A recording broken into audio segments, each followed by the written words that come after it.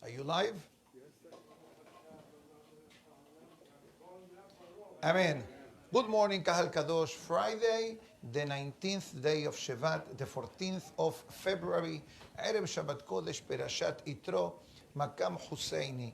Perashat Yitro, as we know very well, talks about the main purpose of the creation of the world and the secret of our survival and the essence of our existence. And I'm talking about specifically to the concept of Matan Torah. The reason why the world was created was the giving of the Torah to Am Israel. As the Pasuk writes, In lo beriti yomam balayla, hukot shamayim ba'ares, lo samti. If the covenant of the Torah and the Jewish people will have not existed, the purpose of the world will have not been justified. What does it mean? That throughout our life as a nation, which we have been around as a nation for officially at least for over 3,300 years throughout history, Baruch Hashem, we survived. We survived the Holocaust, we survived inquisitions, we survived pogroms, we survived every imaginable hardship of the world with one goal in mind, continuing representing Hashem in the world. And the way that a Yehudi represents God in the world is through our Torah. That's it. The Gemara writes in Sotah, Torah Magna Umasla.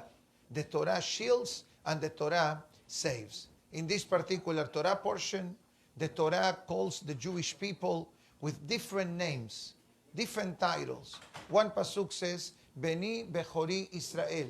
My children are the chosen nation. My children are considered the firstborn of the world. Another pasuk says, B'item li segula mikol ha'amim.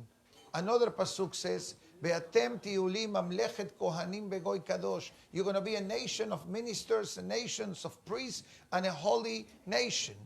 And I told you this, and I read this article today again. Remember yesterday I mentioned about the coronavirus? What the Chinese owner said to the mashgiach, to the kosher supervisor, please tell the Jewish people to pray for us. They are the only one connected. The wisdom of the Torah, which is the wisdom of God, is infinite.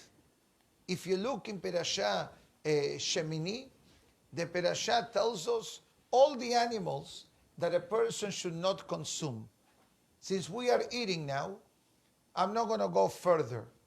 But imagine yourself that a Gentile from China tells the world the Jewish people are the only ones that can be saved and spared from this condition because they don't consume and they don't eat the way that people eat in China.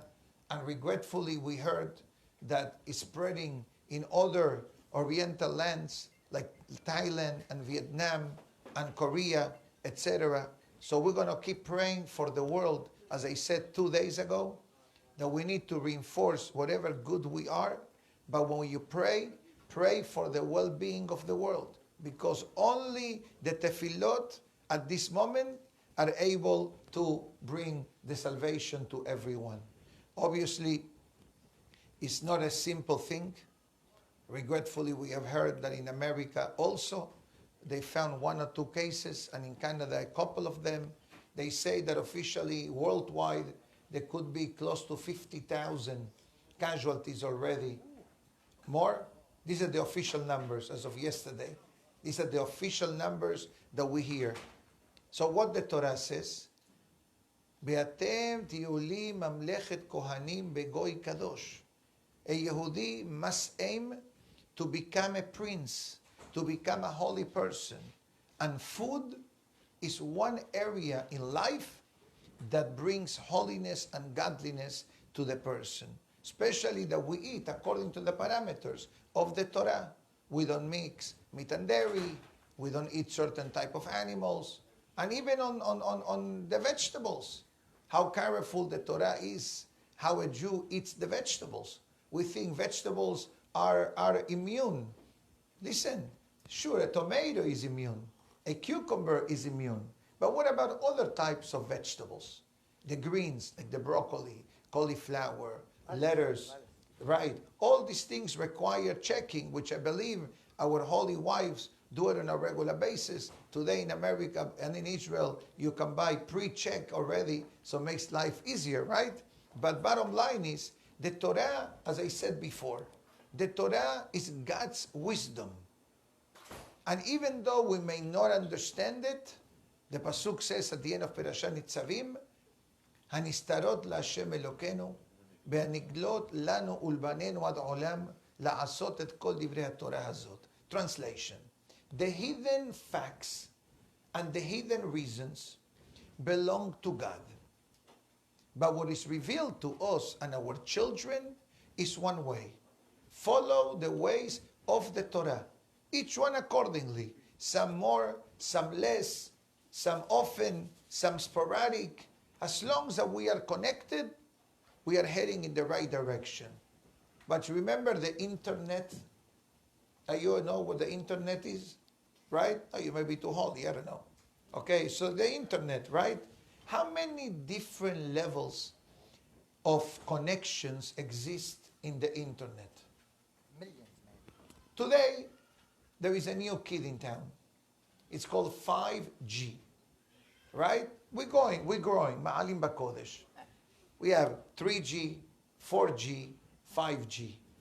And they say that 5G, it's unbelievable, but it all depends on the carrier, right? But remember the dial-up connections?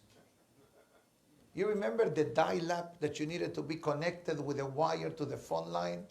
And then the dial-up came up with a lot of different madregot, 14,000 BPS, 28,000, 52,000.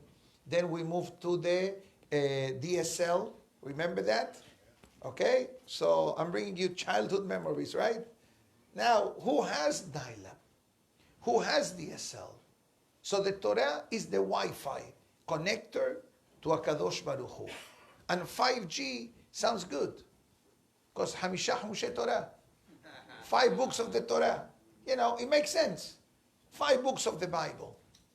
Rabotai, we need to see beyond of the virus. We need to see beyond what is the domino effect that this is bringing to the world. Somebody told me yesterday in the class that he has no merchandise to sell because his merchandise comes 99.9 from China. And he has no merchandise to sell. So something that's happening 7,000 miles or 10,000 miles from here, it's having a domino effect in Aventura, Florida. And like this, all over the world. Who manufactures in America today? I hope, thanks to our president's incentives, things are shifting a bit. But for how many years we've depended on China and everything else that goes around? So we need to understand that this is not only, God forbid, the medical aspect that is creating chaos in the world. Airlines are not flying already to certain countries. What do you think, that all that doesn't affect? It affects business, right? It affects the stock market. It affects the economics. It creates a certain sense of insecurity that, regretfully, is growing day after day. And again, I'm not in the world of business, but I'm not oblivious to understand what's going on. So the question is, what's going on? What is going on? It's a good question. Definitely, we are getting close to Mashiach's arrival. Because Mashiach's arrival, although is one of the 13 principles of faith, that God willing will come a time in our days, Be'ezat Hashem soon, that the world will come a better place. But it's not coincidental, every event that is happening in the world. And I said this last Shabbat, starting from Israel, starting with our president here, with the elections, China, Russia, Iran, all these countries that we are talking about, the Zohar already mentions that prior to Mashiach's arrival, and the Gemara also writes, will be confusion in the world. It will be confusion in the world. But you know, the Mishnah says in Sotah, the Mishnah brings a couple of highlights of signs to look for prior to Mashiach's arrival. And one of the things the Mishnah says is the economic downfall. Remember in America, 2008, 2009, the real estate bubble? Remember? Everything was on tap like a balloon. You blow it, you blow it, you blow it, and then it came, boom. Silicon Valley. Remember the .com, .org, the olden days? Everything blown out of proportion, eventually fall. Guess what? If there is no solution to what's going on today, we may be heading to challenging times. But you know what? The Mishnah tells us the solution. It's a Mishnah and Gemara in Masechet Sotah. En lanu al mi leisha'en ella al Avinu shebashamayim.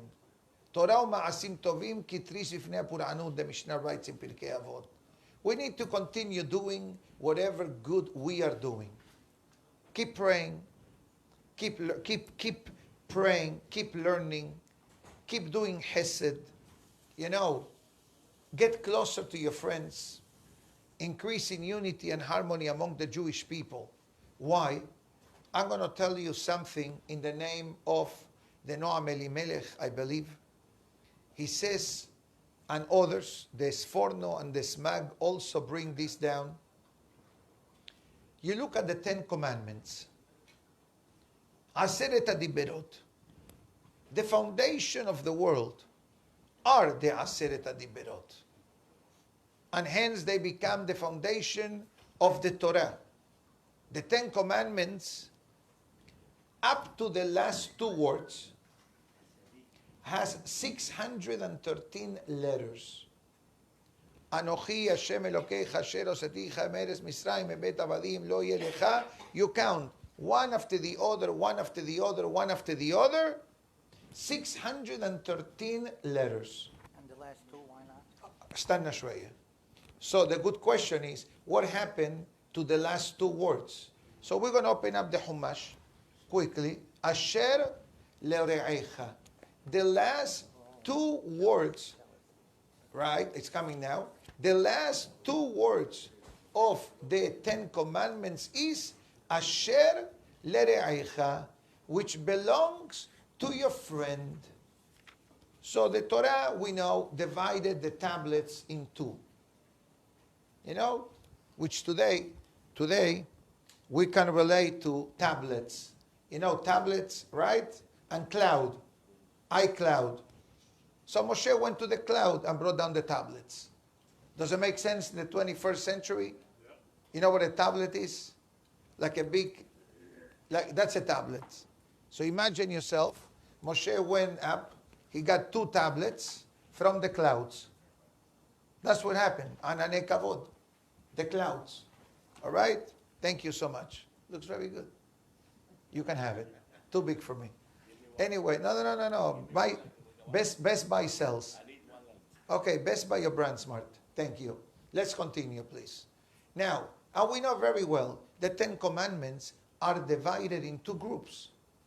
First, Ben Adam Lamakom, my relationship with God, and the other one, Ben Adam Lahavero, my relationship with our fellow men. And if you'll ask why honoring parents is in the first set of the tablets, because honoring parents equals to the honor of Hashem, and not honoring parents is like not honoring God. You follow me? Very beautiful. But let's go now to the second tablets. If you ever look at the 10 Commandments in the Sefer Torah, we have the second set, Lo tirsach, do not kill, Lo tin'af, do not be promiscuous, lo tignov, do not steal, lo ta'aneh ve're'acha et shaker, don't give false testimony against your friend. And the last commandment is lo tahmod bet re'echa, do not covet, do not desire the house of your friend, his wife, his slaves, his maidservants, his ox, his donkey, vechol asher lere'echa. And whatever. Thank you. But I'd rather not repeat that statement because it's a bit sensitive and dangerous because it's a collective statement. And what he's saying in plain English is that regretfully in our society, copying others seems to be the norm. That brings jealousy. You know, I want to keep up with you. You want to keep up with me. You want to keep up with him because you saw that he did something, so you want to do the same. That's definitely a challenging concept, and that's a reason why it is based in the last commandment. 24/7 Okay. روحي استنى شوية. No. Let me do the talking, you do the listening. Thank you. No, we need to be careful, you know, because it is not good and I have to say this. Be careful with the microphone. Oh, yeah. Not to worry. But we're not going to turn the camera, so we're going to protect its identity today. But we need to understand one thing, that we need to be very careful in not making general comments when they are not positive. God forbid, is a problem. It's a halachic problem to say that everybody does it. Okay? We need to be careful with that. On a different note, why the Torah places the 10th commandment at the bottom of the list? If this is a severe condition that many people have in their life, that they need to copy what somebody else does, the reason why it's placed at the bottom of the list, to tell us that this is connected to the first one on the list. What was the first commandment? Anochi Hashem Elokecha. I am your God. When a person transgresses the 10th commandment and the person covets or desires what somebody else has, and there are different levels of desire and different levels of coveting. There is one type of jealousy that is allowed. One type of jealousy. The jealousy of wanting to grow spiritually. Kin'at sofrim tarbe chokhmah. The jealousy of the wise man will increase wisdom. For example, let's say you're talking to your friend and you tell him, I'm not available before 10 o'clock in the morning. Why not? Because I'm learning with the rabbi. What? You learn Torah every day with the rabbi? At what time? Oh, 9:10 till 10 o'clock. You mean to say that you learn every morning 45 minutes Torah? Yes. Now he says, I want to learn an hour. You follow me? Yeah. Now he wants to outdo you. One step extra. That is the only permissible type of jealousy because it leads to something good. But as we understand, if the first commandment is that a person believes in a Kadosh Baruch Hu, that a person has emunah in a Kadosh Baruch Hu, and if the principles of emunah is that everything that God does is good, and everything that God does is for a reason, and nothing happens without God's approval of involvement, so why are you desiring what you don't have? When we desire something that is not ours, we are indirectly saying to God, God, you made a mistake in the delivery address. Lack of emunah. And that's the reason why this is based at the bottom. Hakol holech ahar ahitum, the Gemara says. The bottom line is the main thing. So, if we added all the letters of the 10 commandments up to the last two words, 613 letters, connecting to every commandment of the Torah. The last two words, Asher lere'echa, contains 7 letters. So if I add 613, No. 613 and 613 plus 7 rabbinical commandments, 620 commandments. How do you say in Hebrew 620? No, but what word? Keter. What is keter? Crown. What is corona? Crown. There was a rabbi in Israel, and I'm not kidding you, a very holy rabbi. And he made a Tu B'Shvat celebration like we did in the synagogue. You know what the rabbi said to his gabbai? Go buy Corona beer. Have you heard of this beer from Mexico? Kosher. Okay? very good beer. It says, go buy Corona beer. True story. It happened last week. And I know the rabbi is a holy man. And he said, when you drink this beer brand, you know, they don't drink beer every day. Tu B'Shvat, you're supposed to eat barley. And beer derivates from the barley. So the rabbi said, say a beracha of shehakol on the beer, Corona. I know Corona stock is going to go flying today. I hope Budweiser and Heineken and the other guys don't be upset at me. But the great rabbi said, take a Corona beer and say a beracha. Exactly. And say a beracha. And have in mind that the zechut of the beracha that you are saying in Corona beer, Hashem should send the refuah for the coronavirus. I know that it sounds extreme to some people, but I'm a believer. And for me, it makes sense. Why? The Gemara writes the topic of names. The Gemara says, Shema Garim. The name has an influence. For example, the night of Rosh Hashanah, we eat a lot of items. Why do we eat these items? Why? Because I'm eating a date. I'm going to destroy a negative angel. You know, some people say, I'm going to eat a date to go on a date. Okay, makes sense. But I'm going to eat a date here in Aventura, and Shamayim is going to tell the negative malach, okay, go on retirement. He took care of you. How? He ate a date. Right? Everybody does this. That we eat the special meals, the special fruit items and vegetables in the night of Tisha B'Av and the night of Rosh Hashanah. Why do we eat them? Because the name has an influence even on the food.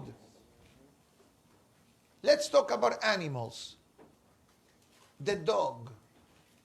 Why the dog is called in Hebrew kelev?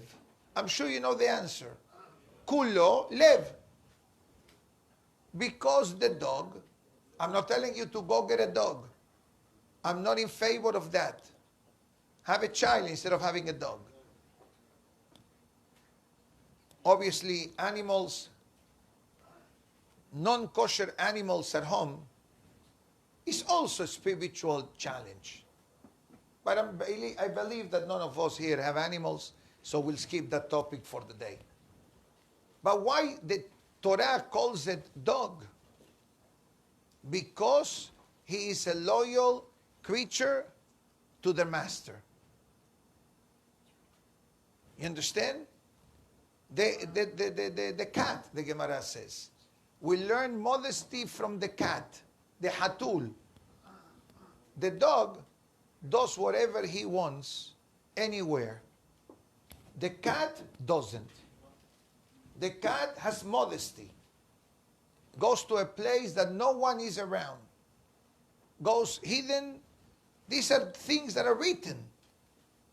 We, and as I said in the past, we cannot, thank you, we need to understand that in every item that exists in the world, there is a connection.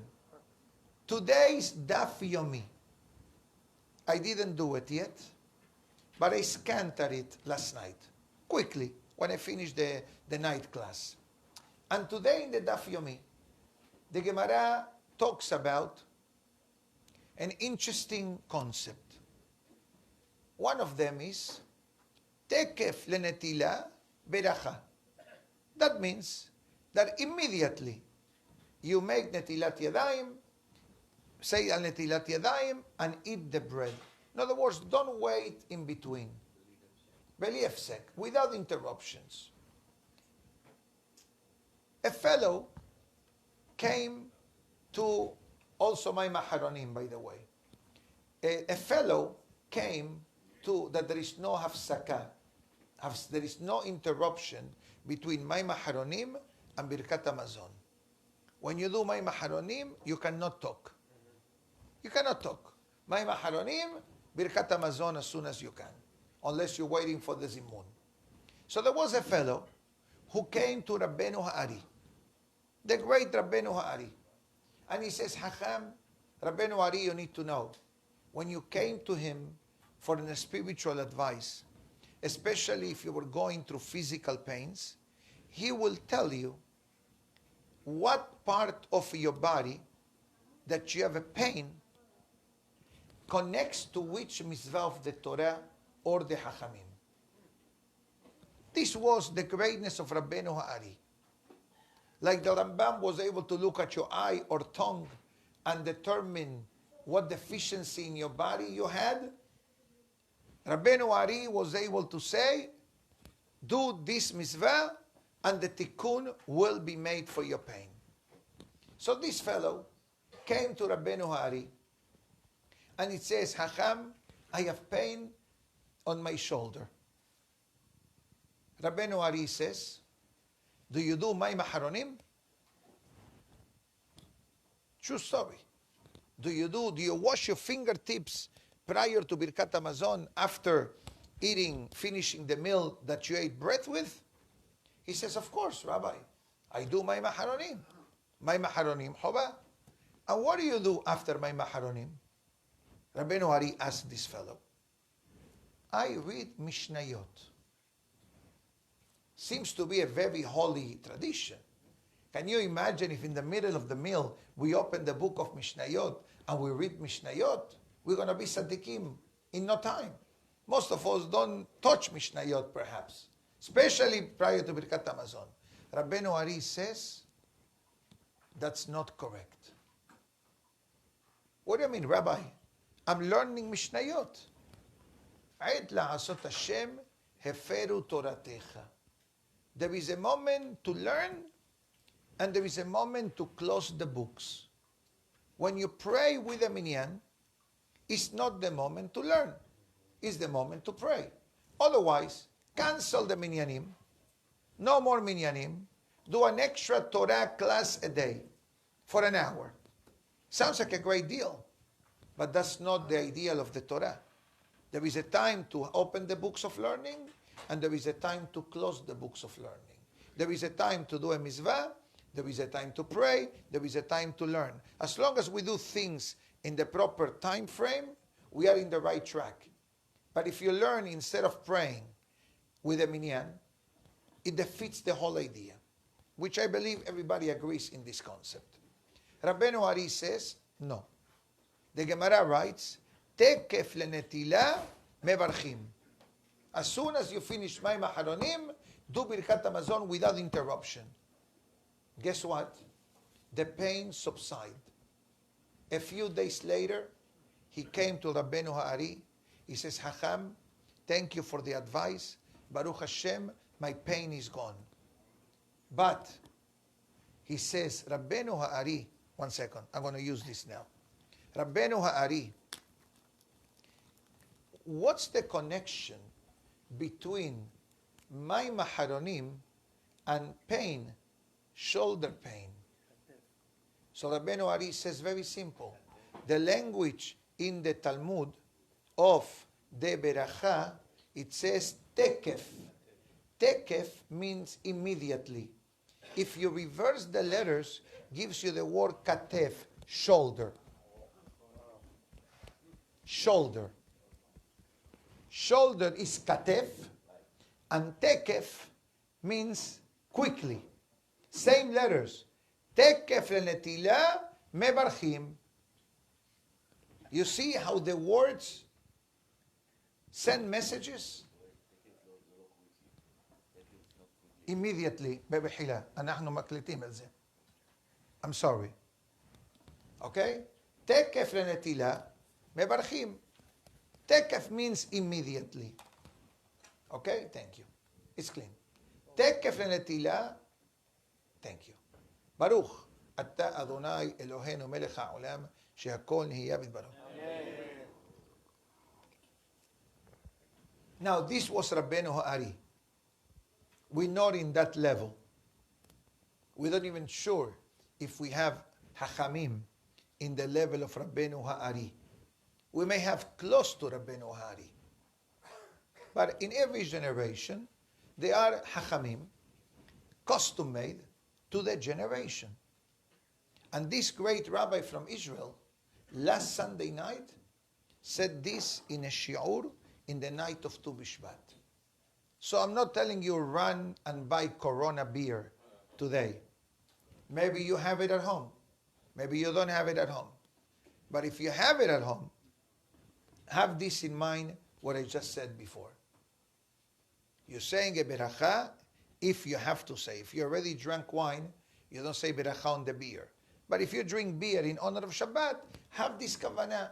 Hashem, let it be in the merit of drinking the Corona beer in honor of Shabbat, that you send the salvation for the coronavirus. And I know that somebody watching us now, live, or listening, he said, what this rabbi is talking about? Because I'm drinking a cup of Corona beer on Shabbat, they're going to discover the medical solution to the virus? The short answer is yes. What you do here has an influence 10,000 miles away. I'm going to tell you another story, since you're such a good audience, that happened with one of the great Rosh Yeshivas in Israel, maybe 30 years ago. Regretfully, and I say this with pain, Israel has some spiritual challenges, like any other part of the world. But because it's Eretz Israel, I think the pain is greater. And there was a group of yeshiva students who went to the Rosh Yeshiva and asked permission on Shabbat to go and to create a public protest against the desecration of Shabbat in Israel at a public level.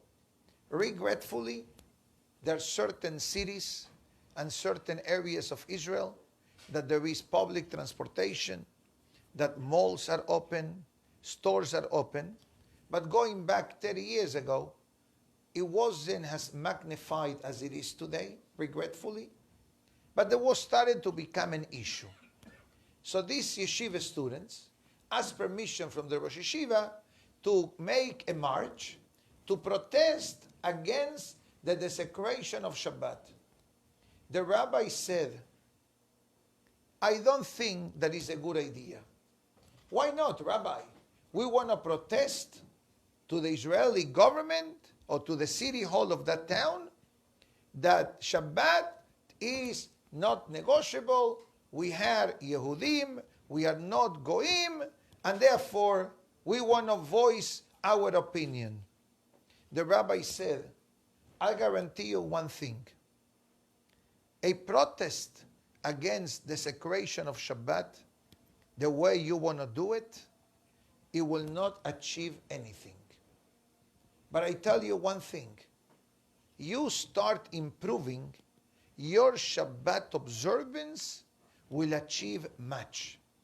Because you can be observing Shabbat in Miami, and the Kedushah that we achieve by our observance of the Shabbat can influence a Jew anywhere in the world. So yes, what we do carries the power of change at all levels. So this is something to have in mind. And I repeat for the public knowledge. I'm not telling you to run and buy beer if you don't drink beer. Okay? But I think that if you do, try to do the extra bonus. Believe me. And if if this great rabbi would have not said it this Sunday night, I would have not said it publicly. But I rely on, and I understand. Sometimes you hear things and you don't believe them because you don't understand. But if we understand that a beracha that I say on a cup of coffee or on a tea or on a ka'ak can bring me blessing to me and to the world, so a prayer for healing to the world also has power. Don't ask me what level of power, but believe me, many, many times, the kavanah is what's required. The thought that is required in what we do. That's why many people, before they do a mitzvah, what they say? Bihi no'am. The heavyweights, what they say? L'shem yihud. Bihi no'am, short version.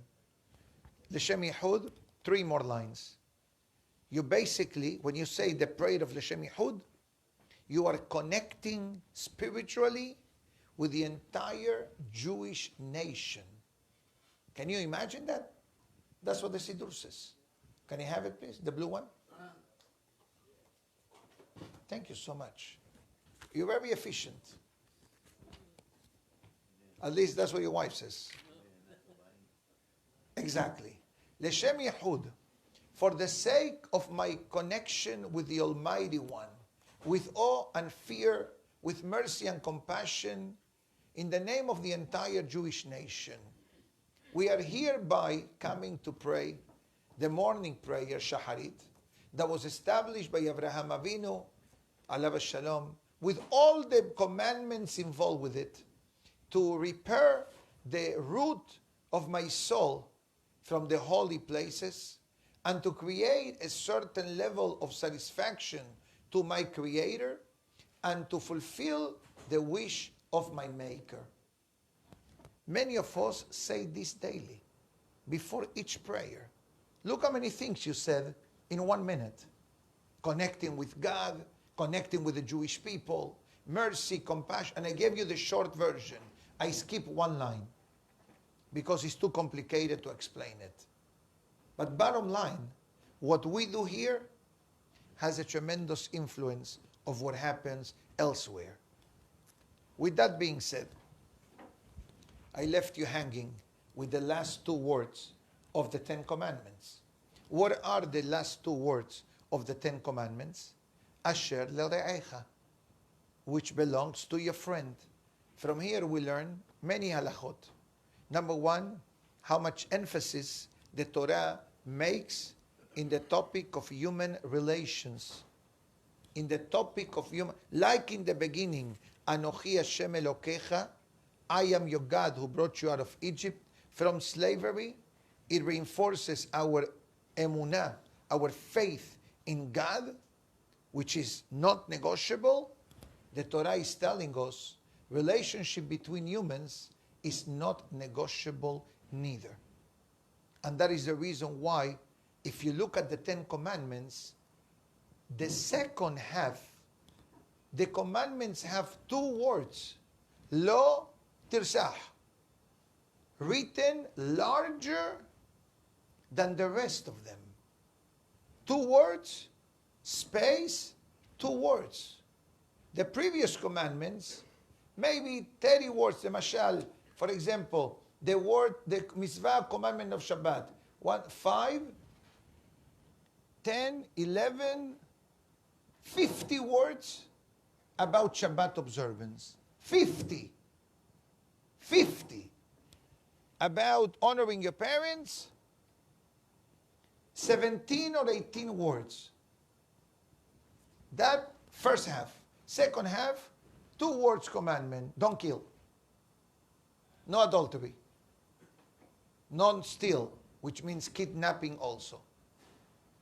Don't give false testimony. Oh, 5 words. Wow. Because the bottom line of the Torah are the 4 words that I mentioned. The 3 words, Anochi Hashem Elokecha, and the reason why we say Hashem Elokecha, because it's the combination of how HaKadosh Baruch Hu runs the world. Hashem Elokecha, Hesed and Din. Anochi, I'm the same sender. I'm the same one, God says. The one who sends you the blessing and the one that wakes you up, it comes from the same source. And the last one, Asher Lere'echa.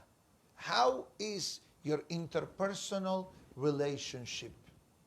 Do you visit the sick? Do you console the mourner? Do you dress the naked? Do you feed the needy? Do you treat people properly? Do you speak in a proper way? This is the foundation of the Torah, Rabotai. That's it. That is, I will finish with this. Yitro is waiting for me. Let's talk a minute about Yitro. Let's talk about Yitro.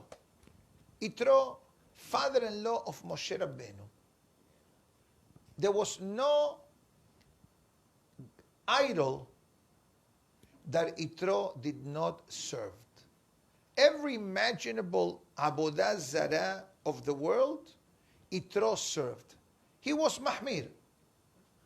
You know, you go to an ice cream store and you ask for a free sample. Sometimes you have so many free samples, they give you a tiny scoop. Give me dulce de leche, pistachio, that's what I like. Caramel, okay? You understand? Double chocolate fudge. Sample. That's what he did. But you know what was the difference? That at the end of the day, he found the emet. He found the truth. Now, what made Yitro find the truth? So the Torah gives us the answer right in the beginning of the parasha. Thank you. Vayishma Yitro. Yitro heard. And right away, Rashi says, what did he hear? It says very simple. Keriat Yamsuf u'milchemet Amalek. 2 mega miracles.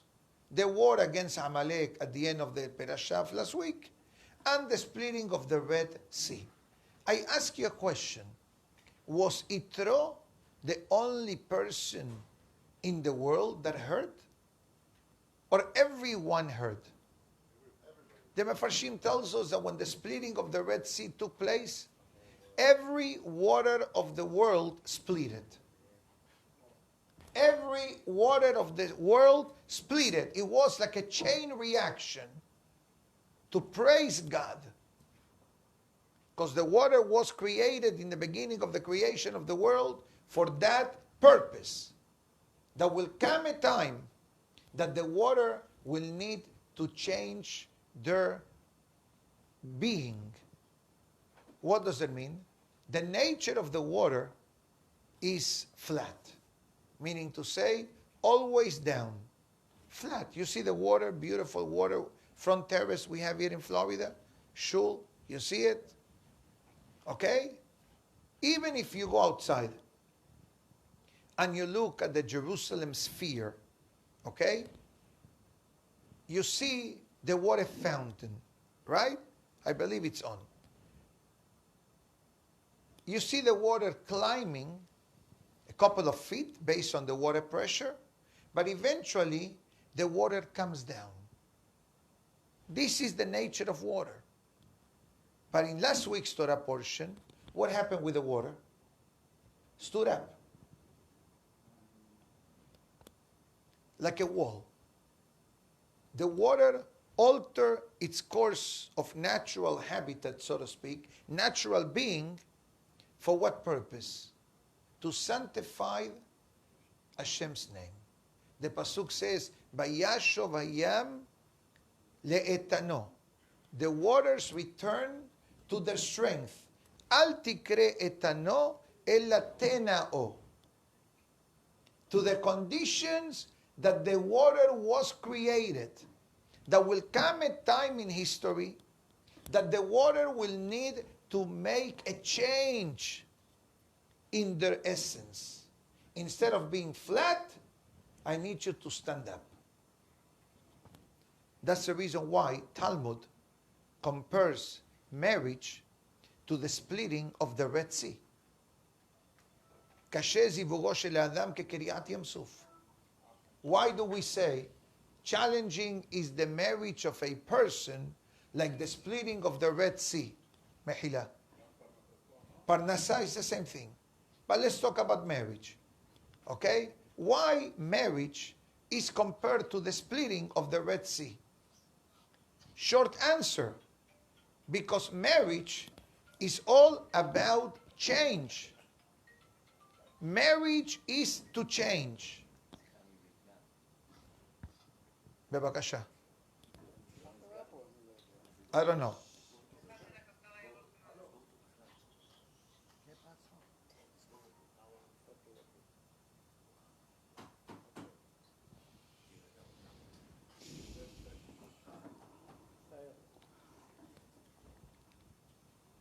Marriage is about changing. If you get married with the intention of being the same person that you were before, you can remain the same person in the good aspects of life. But when a person gets married, certain things will pop up. Certain behaviors, certain attitudes, which is the norm. Let's be honest here. I'm not telling you, don't get married. I'm not telling you, you're not good. God forbid. But from a spiritual perspective, that's what marriage causes the person to break their nature, especially the negative aspect of who we are.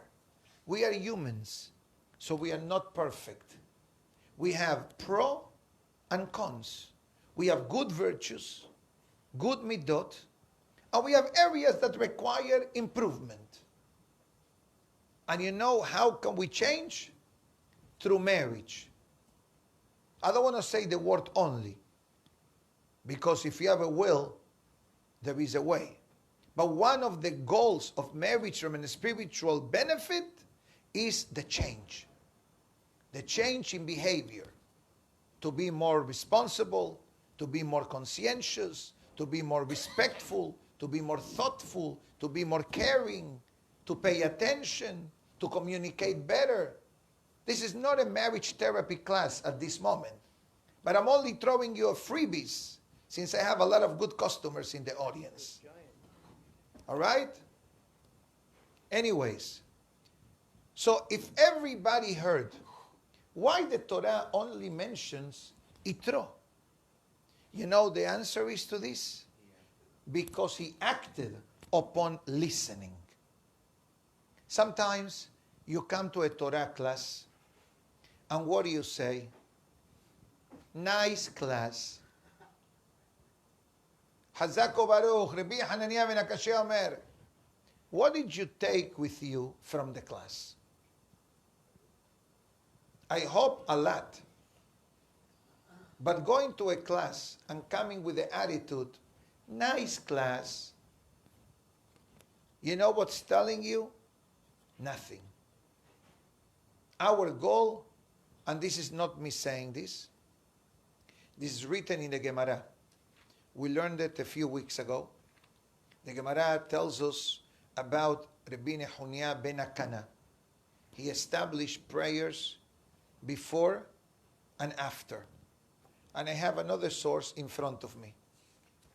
The Ramban wrote to his son in the letters, it says, be careful, meaning to say, have the proper discipline to learn Torah on a regular basis. And when you finish the Torah class, or when you finish with the book, תחפש באשר למדת. Think about what did you learn today. אם יש בו דבר אשר תוכל לקיימו. Maybe you take something out of the Torah class, out of the Torah lesson, out of the Gemara class, out of today's class. There is always something new that we learn. ותפשפש במעשיך. But also, do soul searching. How often? He says simple, twice a day. We're happy if we do it once a week or once a night. It says, בבוקר ובערב. In the daytime and at night. ובזה יהיו כל ימי חייך בתשובה.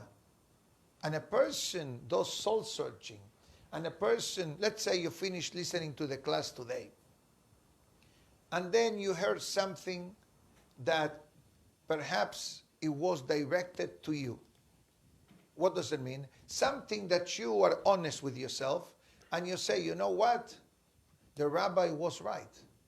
I need to be more communicative with my wife. I need to have more self-control at home. I need to react in a better way like Yitro did in today's parasha. And that's why Yitro merited to have a parasha, which is the purpose of the creation of the world and the foundation of the Torah, the Ten Commandments, because Yitro shows us that a person can be in the worst spiritual position that you can ever imagine. Min hakatze el hakatze. From one extreme to the other. He went from being the Pope to becoming the father-in-law of Moshe Rabbeinu. Can you imagine? I ask you, who is your father-in-law? And you tell me the Pope? That's who Yitro was. He wasn't an average Gentile. He was an individual who served every deity that existed in the world. But he was seeking for the truth. And he accepted the Torah. And he did a lot of good things which are mentioned in today's parasha, which this reinforces what I said in the beginning of the class. We cannot ignore to what's happening in our days. We cannot say, oh, it's only happening there, doesn't affect me. It has a chain reaction. It has a domino effect in many more areas than the health department. So Be'ezat Hashem, let us hope and pray to Kadosh Baruch Hu that we try to activate as many as the beautiful lessons that the parasha of today gives us, and Be'ezat Hashem, very, very soon we'll have the merit and the zechut of the Yeshua. B'mira v'yamenu. Amen. Baruch Adonai le'olam.